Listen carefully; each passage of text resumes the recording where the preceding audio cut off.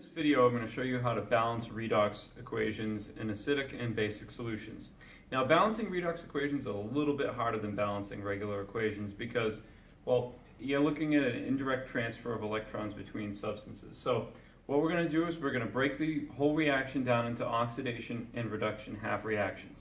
In the oxidation half reaction, we're looking at something that's lost electrons and become more positive. And in the reduction reaction, we're looking at something that's gained electrons and become more negative or less positive. So we're looking at the overall reaction right here. Manganese plus 2 ion reacting with chlorine gas to make chloride and MnO4, or the permanganate ion.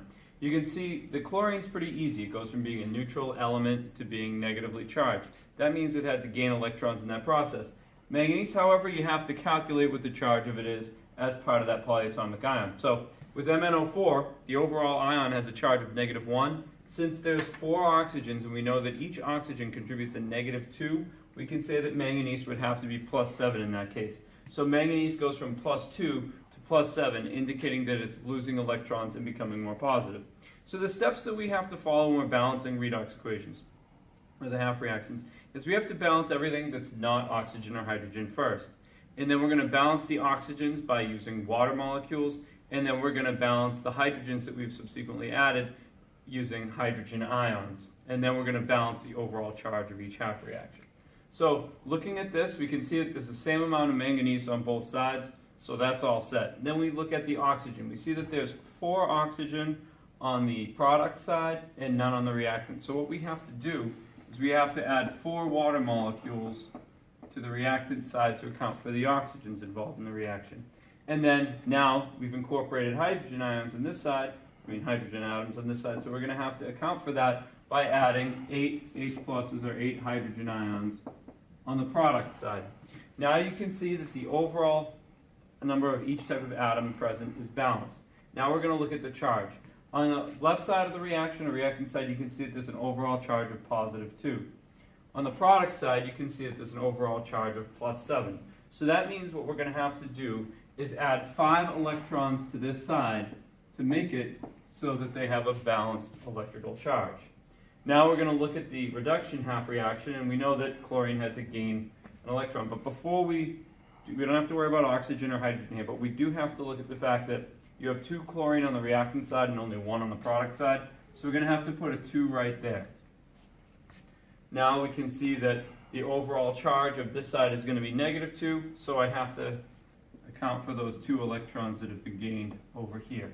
So you can see at this point that both reactions are balanced with respect to the atoms involved as well as the charges. And you can see that one process is losing electrons and the other process is gaining them. Now what we have to do is realize that the amount of electrons gained by one is going to be equal to the amount of electrons lost by the other. So what we have to do is make it so that the electrons will cancel each other out, both on the product and reactant side. The lowest common number we can get between 5 electrons and 2 electrons is 10. So what we're going to do is multiply this equation by 5 to get to 10 electrons, and we're going to multiply this equation by 2 in order to get to 10 electrons. Pause. So you can see that we've distributed the 5 and the 2 by each of the half reactions, and now we can add them up to get our overall reaction. One thing that should happen, and you need to check this, is that the number of electrons in the that are produced in the oxidation reaction are equal to the number of electrons that are consumed in the reduction reaction. So they should in fact cancel themselves out and give you this overall equation, where this would be the balanced redox reaction for manganese plus 2 ion reacting with chlorine to make chloride and the permanganate ion. Now this is valid for an acidic solution. And you can see that you have hydrogen ions involved.